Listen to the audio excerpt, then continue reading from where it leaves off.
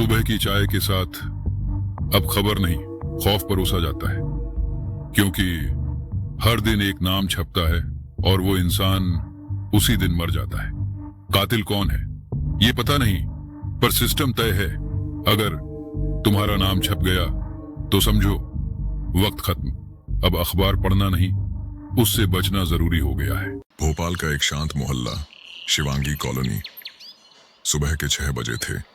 हर रोज की तरह दूध वाले की साइकिल की घंटी, पेपर वाले की चिड़ परिचित आवाज और चाय की पहली चुस्की का इंतजार करती गलियां। रामदीन काका पिछले 25 सालों से नवप्रभात दैनिक बांट रहे थे। अखबार उनके हाथ से उतना ही जुड़ा हुआ था जितना मोहल्ले वालों के दिन की शुरुआत से। मगर आज जब उन्होंने फ्रंट पेज पलटा तो एक कोने में छपी एक अनोखी लाइन ने उनकी आंखें फाड़ दी। आज का नाम डॉक्टर शैलेश त्रिपाठी, उम्र 48। डॉक्टर त्रिपाठी इसी कॉलोनी के सबसे प्रतिष्ठित हार्ट सर्जन थे। ऐसे नाम को देखकर रामदीन पहले तो घबराए, फिर सोचा शायद कोई ऐड या गलती होगी।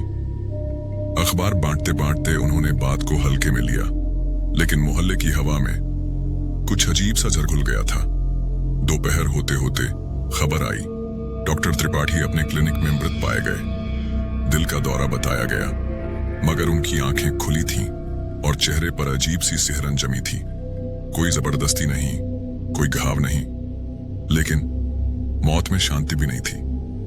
जांच की जिम्मेदारी मिली इंस्पेक्टर श्रेयस राणा को, एक तेज तर्रार घुंघराले बालों वाला अफसर जिसकी आंखों में अपराध को सूंघने की आदत थी। जब उसने अखबार देखा वो भड़क उठा। इस कॉलम को छापने का हक किसे दिया? क्या किसी को पहले से पता था कि त्रिपाठी मरने वाला है? नवप्रभात दैनिक का दफ्तर छोटा सा था, लेकिन हलचल से भरा पड़ा था। रमेश राठौड़ अखबार के प्रधान संपादक और उनकी जूनियर रिपोर्टर कविता साहू दोनों चौंक गए जब उस कॉलम की बात सामने आई। कविता ने बताया, इस कॉलम की कोई फाइल उनके एडिटिंग सिस्टम में थी ही नहीं। न किसी ने यह खबर टाइप की, न मेल की, न ही कोई पेमेंट हुई थी।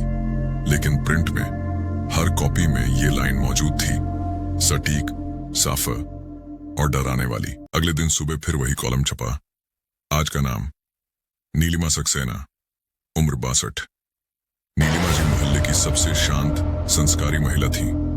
सेवानिवृत्त टीचर जो हर किसी को आशीर्वाद देती थी। उनके बेटे ने मजाक में कहा, अरे अब ये भी अखबार में नाम छापेंगे तो भगवान भी डर जाए। लेकिन शाम को उनकी लाश घर की छत से मिली, दुपट्टे से लिपटा गला, आंखें खुली हुई और शरीर शांत। पोस्टमार्टम में सुसाइड बताया गया, लेकिन कविता का मन गवाही नहीं दे रहा था। अब कविता इस रहस्य को खुद सुलझाने में लग गई। उसने अखबार के डिजिटल सिस्टम की रात की गतिविधियां चेक की और पाया कि यह कॉलम हर रात ठीक 2:44 पर ऑटो टाइप हो रहा था। ना कोई यूजर लॉगिन, ना कोई फाइल सेविंग। सिस्टम खुद उस लाइन को बना रहा था। वो चौंक गई। उस रात कविता खुद ऑफिस में कंप्यूटर के सामने बैठी। जैसे ही घड़ी 2:44 पर पहुंची, स्क्रीन पर एक एक अक्षर अपने आप टाइप होने लगे। आज का नाम कविता साहू, उम्र 29। कविता की रीढ़ में ठंड दौड़ गई। वो घबराकर कुर्सी से उठी और इंस्पेक्टर राणा को कॉल किया। राणा उसी वक्त निकल पड़ा, लेकिन जैसे ही वह दफ्तर के पास पहुंचा, प्रेस का जनरेटर बंद हो गया। सारी बत्तियां गुल। कविता के मोबाइल की स्क्रीन ब्लैक हो गई। कंप्यूटर बंद हो चुका था। ऑफिस की खिड़की के शीशे पर किसी की परछाई उभरी। वो स्थिर खड़ी थी, न आगे न पीछे। कविता ने सांस रोक ली। शांत, लेकिन किसी अज्ञात सांस की आवाज पास आती महसूस हो रही थी। सुबह फिर अखबार छपा। फ्रंट पेज आखिरी कॉलम में लिखा था, आज का नाम इंस्पेक्टर श्रेयस राणा, उम्र 42। और अखबार अब रोज छपता है। बस सवाल यही रहता है, कल किसका नाम होगा? अब कातिल की तलाश नहीं, अपनी बारी की उल्टी गिनती शुरू हो चुकी है। सुबह अखबार के फ्रंट पेज पर इंस्पेक्टर राणा का नाम देखकर पूरा थाना हैरान रह गया। राणा खुद भी यह देखकर हंसा नहीं। बल्कि एक पल को कुछ बोला ही नहीं। उसने बस वही किया जो वो हमेशा करता था, चुपचाप हथियार उठाया और कविता के ऑफिस पहुंचा। कविता, जो जिंदा थी, वो डरी हुई थी लेकिन होश में थी। उसने बताया कि रात को प्रेस की लाइट बंद हुई, स्क्रीन ब्लैक हुई, पर आखिरी पल में उसने एक फोल्डर देखा जिसका नाम था आज का नाम एक्सी। वो फोल्डर हर रात डिलीट हो जाता है और फिर अगली रात अपने आप बन जाता है। राणा ने सोचा, ये कोई आत्मा वात्मा नहीं है, ये किसी बहुत तेज दिमाग का खेल है। कोई ऐसा इंसान जो टेक्नोलॉजी जानता है, लोगों की आदतें, उनकी लोकेशन और शायद ये भी कि किसे मारना है। लेकिन सवाल था, क्यों? क्या ये कोई पर्सनल बदला है या कोई ट्विस्टेड सोशल एक्सपेरिमेंट? राणा ने अगले आदेश में कहा, अगला नाम छपने से पहले हमें कातिल का नाम जानना होगा। राणा और कविता ने अखबार के पिछले 90 दिन के प्रिंट बैकअप्स खंगाले। वहीं से पहली बड़ी कड़ी मिली।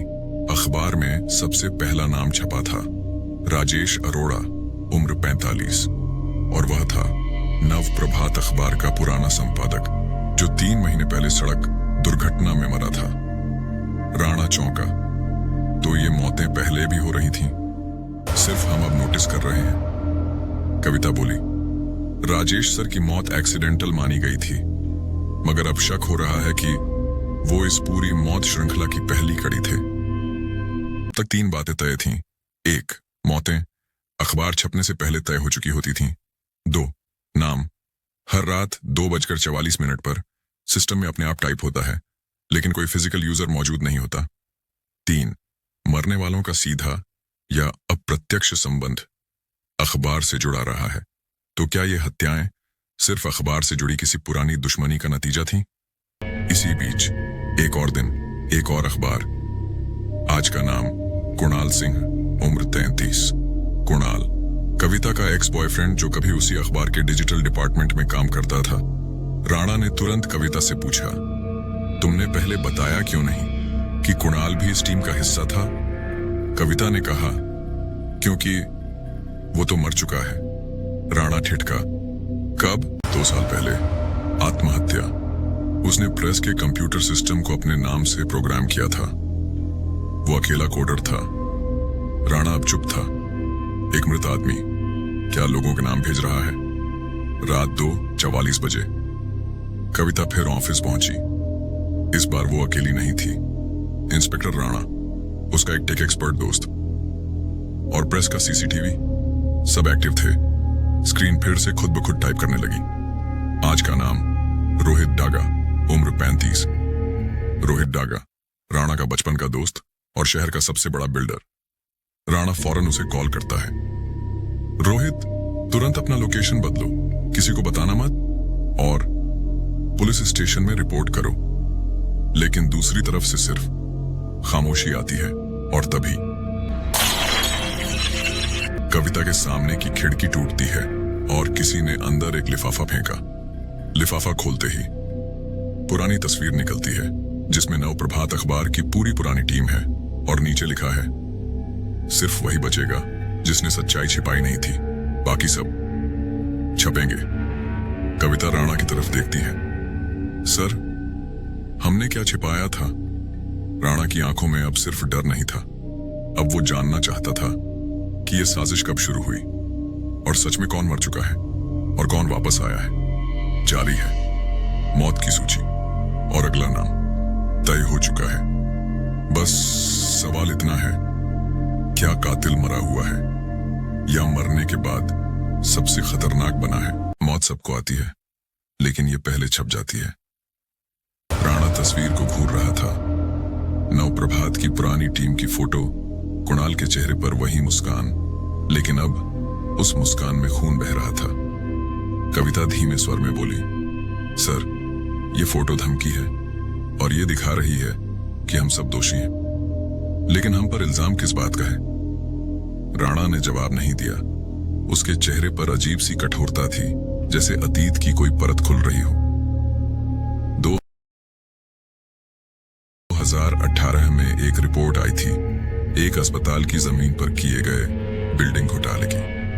रिपोर्टर था कुणाल सिंह और उसने हर सबूत जुटाया था, फोटो, दस्तावेज, गवाह। लेकिन रिपोर्ट पब्लिश नहीं हुई क्योंकि उस घोटाले में शामिल था रोहित डागा, शहर का सबसे बड़ा बिल्डर और इंस्पेक्टर राणा का बचपन का दोस्त। कुणाल ने बहुत लड़ाई की लेकिन सिस्टम के सामने हार गया।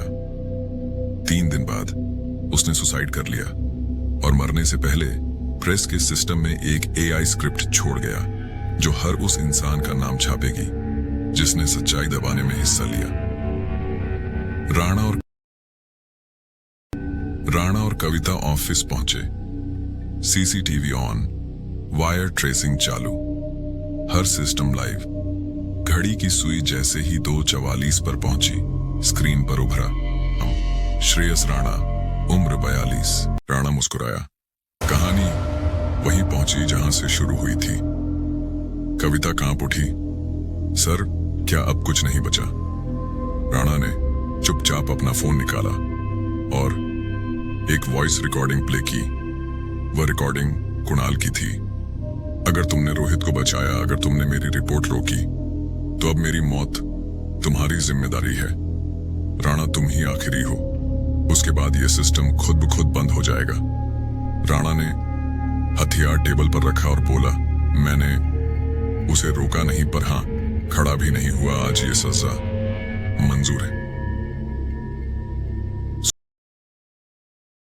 सुबह 6 बजे रामदीन काका फिर मोहल्ले में अखबार बांट रहे थे। लोगों ने पन्ना पलटा। वही कॉलम, आज का नाम श्रेयस राणा, और उसके नीचे पहली बार एक दूसरी लाइन छपी। यह श्रृंखला यही। कहानी।